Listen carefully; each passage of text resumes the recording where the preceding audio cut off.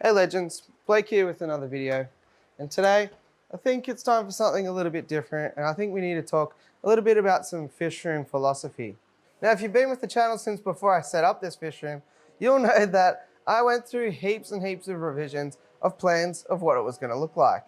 But the unfortunate reality of things is that even if you plan things perfectly, sometimes things don't go as planned. And that's no different, especially in my fish room where, for example, this 8-foot aquarium came out of nowhere, just sheer luck. So this video, while it's not my typical type of video, it's one that sort of has to happen because otherwise it's just gonna be so confusing for people tuning into the channel after a little while.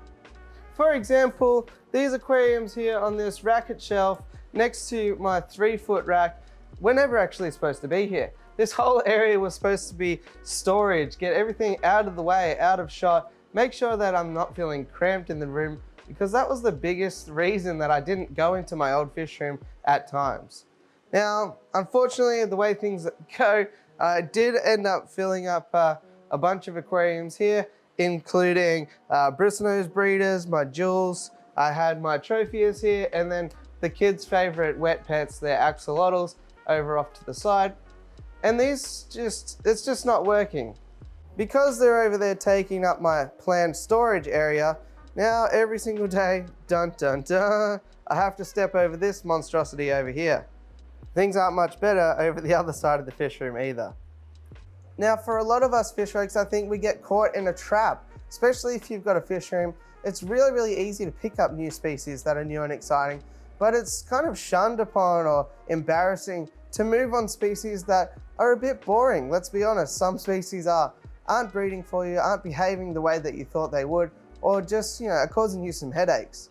You wouldn't so easily go and give your dog away or your cat away to somebody else to look after, so why is it okay for fish? I do think it's a little bit different. First of all, I don't have 1,000 dogs in my shed, and I also think that it can be a really difficult decision, but if you had a dog that was really neglected, you didn't give it any attention, you didn't go and even see it or let it inside or anything like that at the end of the day, and all you were really doing was putting food in its bowl and just ignoring it the rest of the time, then it might be worth thinking about whether the love and affection that that dog might receive elsewhere would be giving it a better lifestyle, and that's what I often think with fish. There are many other reasons as well that you might want to consider moving on your fish. Perhaps you've had an injury and the maintenance now is becoming a bit prohibitive, or you're not able to do it regularly enough to keep the fish nice and healthy. Perhaps like me, you've had a new addition into the family, and now being a father of 3 boys, it's incredibly difficult to find a couple of hours every single week to do water changes, let alone time every single day to feed everyone appropriately, check on everything, and make sure that there's no illnesses or aggression or anything like that. Maybe it's monetary, maybe you can't afford to heat the aquarium properly, keep the lights on long enough, maybe you can't afford that food that is going to really enrich your fish, bring out its natural colors and all those sorts of things. So sometimes I think that moving fish on seems like you're treating them a bit like a commodity, that you're a bit heartless, or that you sort of, are just getting them as a collectible. Whereas in some cases, especially in this one here today, I have a lot of difficulty picking out the species that I'm going to move on today, but it comes from a place where I believe that, other people are going to be able to care for them a lot better than I currently can. Other people are going to enjoy them a lot more and spend a lot more time with them, and keep close eyes on them and things like that. And because it will enrich my enjoyment of the other fish, and being in the fish room won't anymore seem like such a big chore, and I'll actually actively spend more time in here as a result of that. So with that said, tonight I'll be packing up a whole bunch of fish species and moving them on.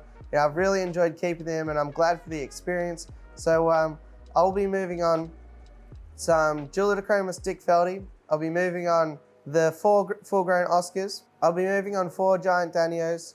I'll be moving on my Lelupi, my Ocellatus Golds, and whatever else, whilst I'm doing this little bit of an audit, whatever else I feel, is kind of getting the feeding everyday treatment and not much else. As a result of that, I'll also be packing up a whole bunch of aquariums and sort of laying out the format of this room a lot better. I need to include more room for storage, and whilst it's always a battle between deciding new fish at aquariums and having actual practical storage areas, the balance for me right now is not at the right point, and I absolutely hate having mess all over the floor in here.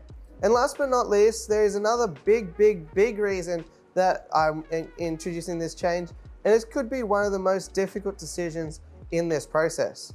So when I was laying out the fish room here, I always wanted to have a fish room bench like this. I didn't want all three walls to have height.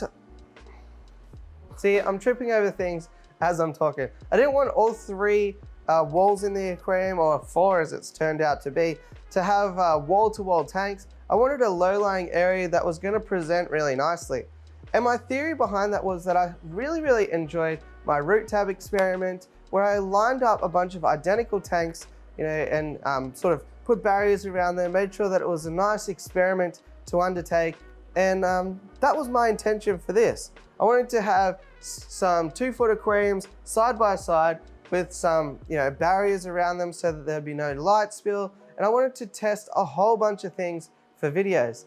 And the way that it's turned out from day one, I've had all of these tanks here that, whilst I've got a lot of enjoyment out of these, it's not really serving the purpose of what I'm trying to achieve. And I've got all the ingredients for all of these experiments and nowhere to properly undertake them. So with that said, I think it's a really important thing to consider, especially if you've got a fish room. If the space isn't giving you 100% enjoyment, don't feel bad about imparting those fish onto somebody else's for their enjoyment.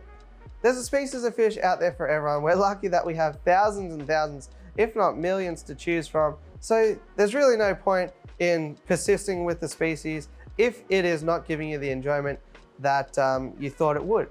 I wouldn't get it and give something off the next day unless a particular disaster was to occur. But if you've had something for 6 months, 9 months, a year, and it's kind of giving you a little bit of a feeling of work rather than anything else, then why not move it on and get something that you'll enjoy? You'll enrich your hobby so much. You'll find that you're out tinkering and getting amongst things even more. And I guess it's a long-winded way of saying, don't make me feel bad for getting rid of some fish.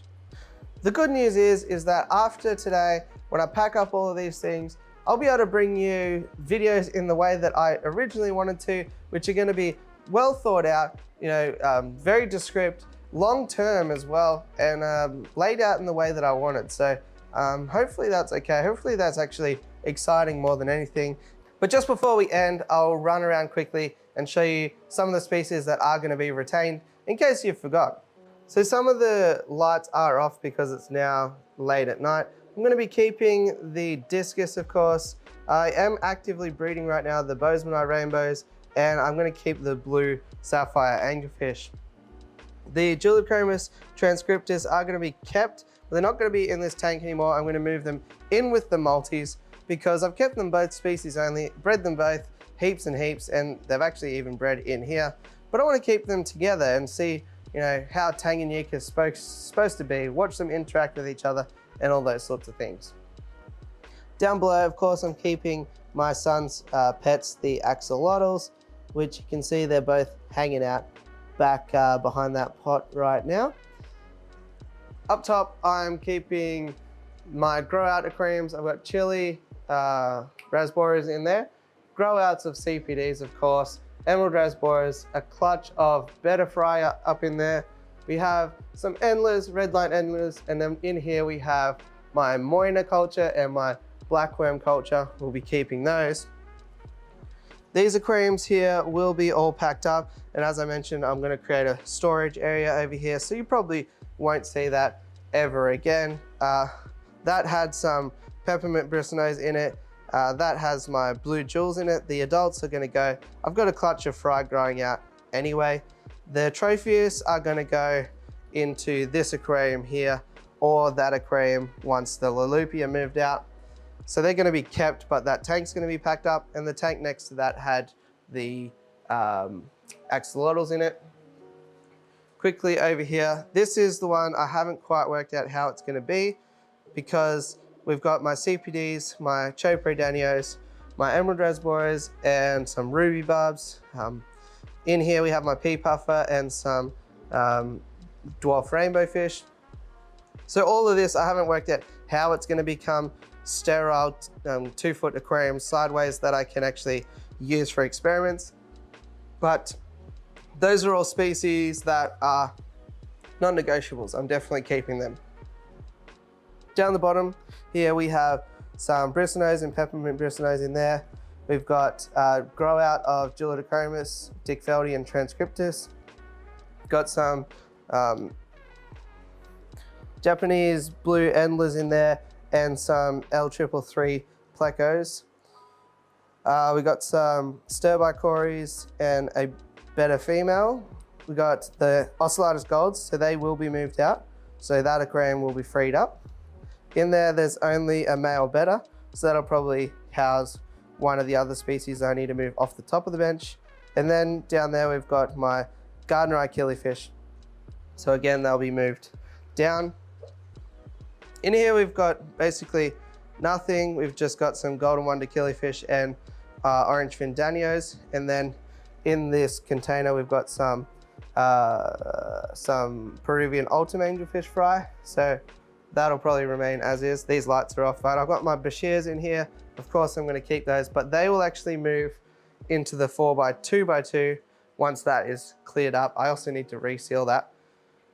Maltese down there, they will of course be housed with the Gelidochromis. My other Julies over here, they will be moved on, and that tank will be freed up. Got my tricolor swordtails, they will be kept. All of the shrimp tanks will be kept up here, so they're all fine.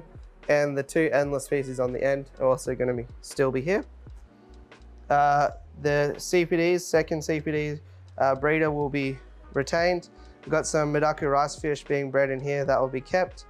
Down here we've got some blue-eye cichlids, you can't see, but some blue-eye cichlids, they will be kept. And over there we've got my African butterfly fish, which will also be kept. And the whole 8-foot will be kept as it is. The only difference will be is that basically I just hate sort of all of this clutter in the middle of the room. So I'm probably gonna create a storage area from the wall down to there, and then maybe a 3-foot rack there. And that will get the 3-foot tank there, these 2 3-foot tanks over to there. And then the 4x2 is what I haven't figured out where that's gonna go. But all of this middle part of the room is hopefully going to, find new homes in some way or another.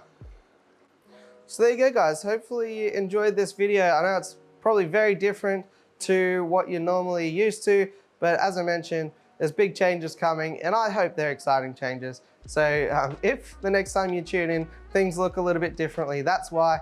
And if you're wondering where some certain species have gone, hopefully to some really loving new homes. And overall, I'm pretty happy about that. Now I've got a lot of work for the rest of the night catching all of these fish and taking them to Fastway Aquarium in West Footscray. If you're quick, you can probably pick them up there, but I know that they keep a great care of a whole bunch of fish, and I've worded them up so that they know that they're on the way. So if you want to head there and pick up some of my fish, then best of luck. Otherwise, if you like the video, it always helps me out to smash like, hit subscribe, and all that fun stuff. And I'll catch you in the next one. Thanks for watching.